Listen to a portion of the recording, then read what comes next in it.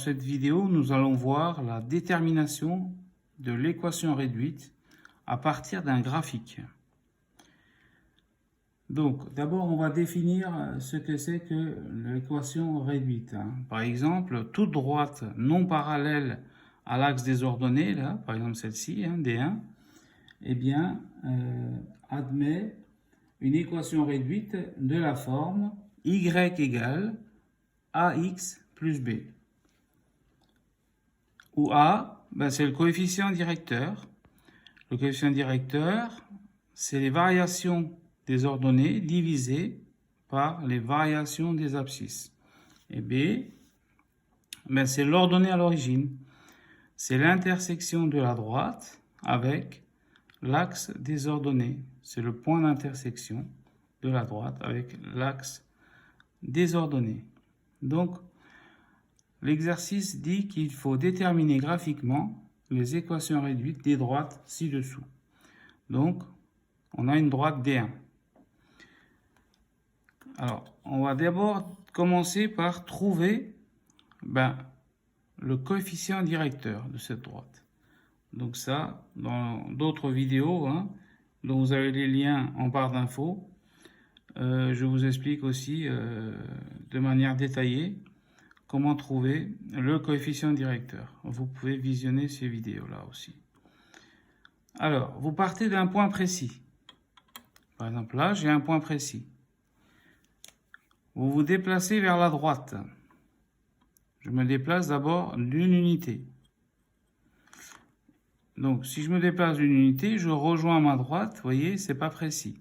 Et bien, dans ce cas-là, je continue jusqu'à ce que je trouve un autre point précis. Et comme ça, je peux lire le coefficient directeur plus facilement. Donc là, vous voyez, j'ai un autre point précis en haut. Donc, qu'est-ce que je fais? Je le rejoins. Voilà.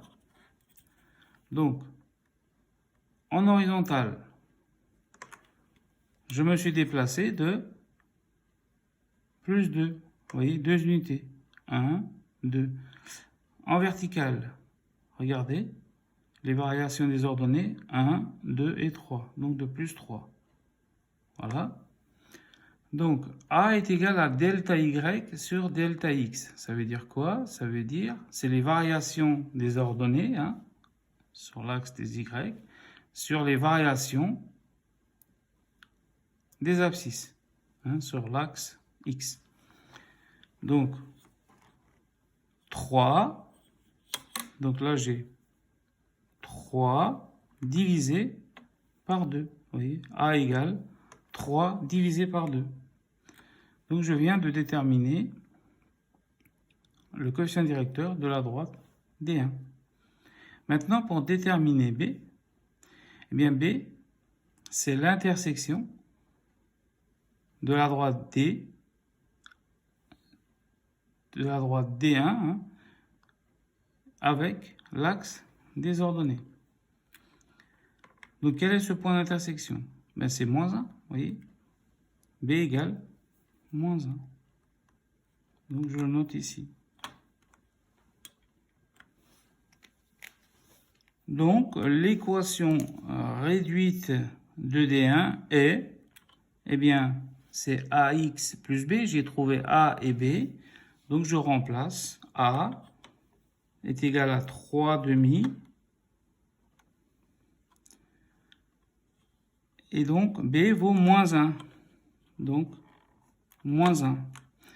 Voilà, c'est Y égale 3 demi fois X moins 1. Voilà, c'est l'équation réduite de la droite D1. Maintenant, nous allons voir le deuxième exemple. On doit déterminer l'équation réduite de la droite D2. Bien, qu'est-ce qu'on fait? On part d'un point précis. Par exemple ici, vous voyez, au niveau 2. Donc je me déplace d'une unité. Voilà, je me suis déplacé d'une unité. Si je rejoins ma droite, c'est pas précis, vous voyez. Le déplacement vertical sur le déplacement horizontal, on va faire. Donc qu'est-ce que je fais? Je continue jusqu'à ce que je trouve, voilà, un point précis. Donc ici, j'en ai un, vous voyez. Donc je descends. Alors, quand on descend, on rejoint la droite. Quand on descend, ben, ça va être négatif. Là, le déplacement, les variations des abscisses, je me suis déplacé de plus 2. Vous voyez, le sens positif, c'est vers la droite. Et ici, ben, je descends. Donc ça va être négatif. Donc delta y va être négatif. 1, 2, 3. Donc moins 3. Donc A va valoir les variations des ordonnées. Donc moins 3 divisé par 2. Plus 2. Voilà. Donc le coefficient directeur de la droite D2 est égal à moins 3,5. Que vaut B? Mais B, je vous rappelle que c'est l'ordonnée à l'origine, donc c'est l'intersection de la droite D2 avec l'axe des ordonnées. Eh bien, cette intersection est ici, vous voyez. B vaut 2. Donc, B vaut 2. Donc, l'équation réduite de notre droite D2 est, eh bien, moins 3,5 de x plus 2. Y égale moins 3,5 fois x plus 2. Donc, pour résumer, pour trouver le coefficient directeur, vous partez d'un point précis de la droite. Hein, attention, vous vous déplacez toujours vers la droite. D'abord d'une unité, et ensuite, eh bien, on rejoint la droite. Eh bien, si ce n'est pas précis, bien, on continue, on se déplace plus loin jusqu'à ce qu'on trouve un point précis.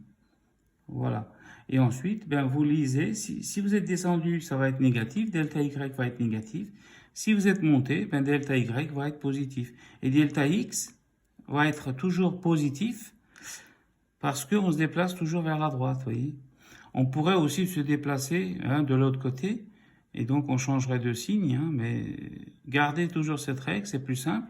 Comme ça, vous avez delta y qui possède un signe, plus ou moins, en fonction de si je monte ou je descends, et delta x est toujours positif. Voilà. Et l'intersection de la droite avec l'axe des ordonnées nous donne B, la valeur de B. Et sachez que on peut aussi trouver B par le calcul si celui-ci ne peut être lu avec précision sur le graphique. Donc là, on le fait par le calcul. Eh bien, dans la vidéo fonction affine numéro 2, vous avez le détail du calcul pour trouver B. Vous avez le lien en barre d'infos. Voilà, cette vidéo est maintenant terminée. Je vous souhaite un bon courage, un bon travail et une bonne réussite. À très bientôt. N'hésitez pas aussi à regarder les autres vidéos de ma chaîne. Vous avez les liens en barre d'infos. Si vous avez aimé la vidéo, n'hésitez pas à liker et à partager et à vous abonner à ma chaîne si vous le souhaitez.